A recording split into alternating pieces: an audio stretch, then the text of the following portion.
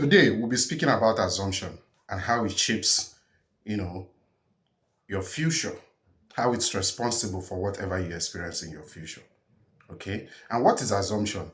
Assumption is the concept you have of yourself. Okay? What does that mean? It is what you believe to be true of yourself. Okay? That is the beginning of what you would experience in the future. And why is this important?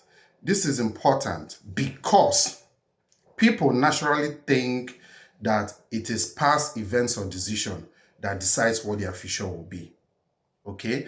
And if you think that way, it is because you're seeing the world solely from the physical point of view and not from the spiritual point of view. Okay?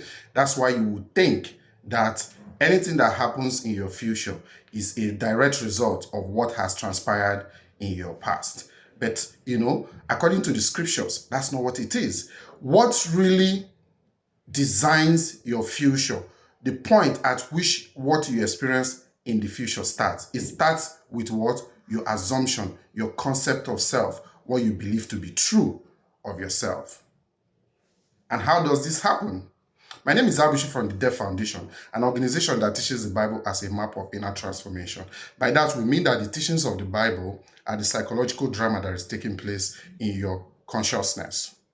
And the actors and the characters in the Bible are the personification of your consciousness and its different attributes. That means the Bible is not a book of account of figures that lived in time and space, just like we're living communally today. Rather, it's a sacred book, a tool that is designed, a psychological tool designed for you to conduct and operate your world of imagination. Because it is out of your world of imagination that you experience all of your entire physical world experiences that you have today. So back to what I was trying to say.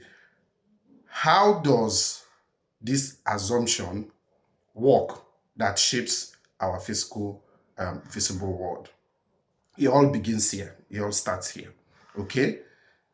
So for example, you can be here physically, but psychologically, you will go to a place.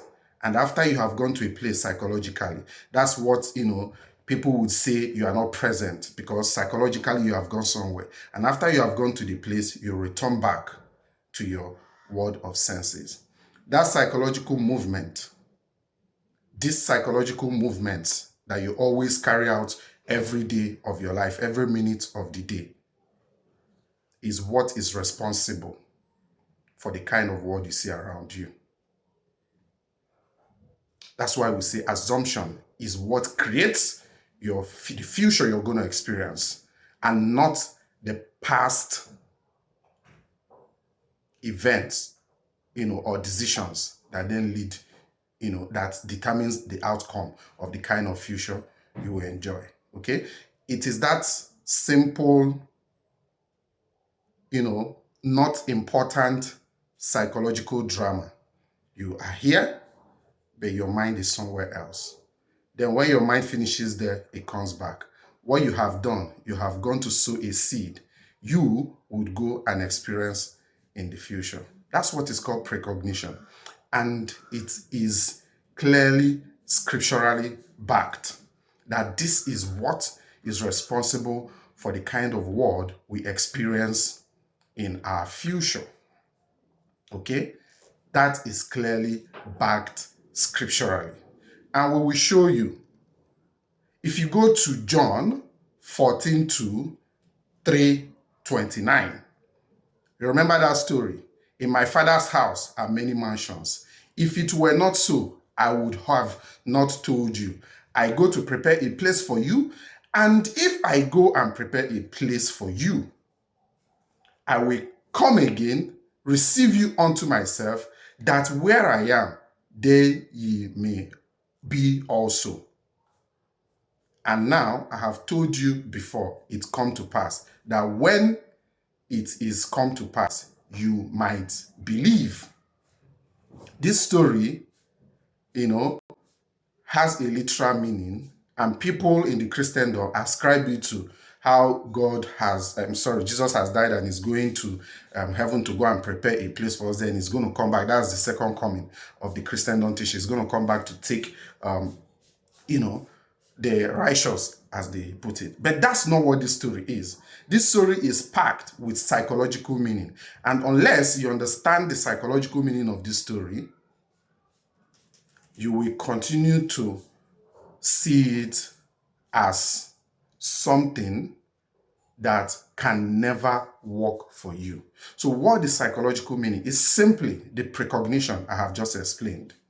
You stay here, your mind jumps to somewhere else, painting, sketching a situation in that, and when it finishes, you come back. What you have fulfilled is this story in John 14:2, 3:29. That is exactly what you have fulfilled. You have gone. Your imagination is the I, which has gone and prepared a place. And when it prepares a place, it comes back and take you from where you are along with it. That is why we teach that is why I am telling you here that it is not your past decisions that determines the direction your future goes. That's what the world generally think. What actually determines it is this inconsequential, forward motion in your imagination, where, for example, you're here and then you get lost, imagining things, and when you are done, you come back. This is the psychological meaning of John 14:23. And if you go to Ecclesiastes 1 verse 7, it says, unto the place whence the river comes, thither they return again. It's still buttressing that point in John 14. Where the river comes, it goes back to that place. Where you get lost in your imagination, that is what is responsible for all your forward motion into your future and, experiencing the result of those forward motion. So what does this teach you? You need to be absolutely careful the things you imagine, because your vivid sense of imagination is what is responsible for shaping the kinds of future you experience, and not your past decisions. Thank you for listening. Join us every Sunday at 9 a.m. on Ghent Facebook page and Depth Foundation IP YouTube channel, where we reveal the deeper original meanings of the Bible teachings, which is psychological. See you this Sunday and don't miss out. Take care.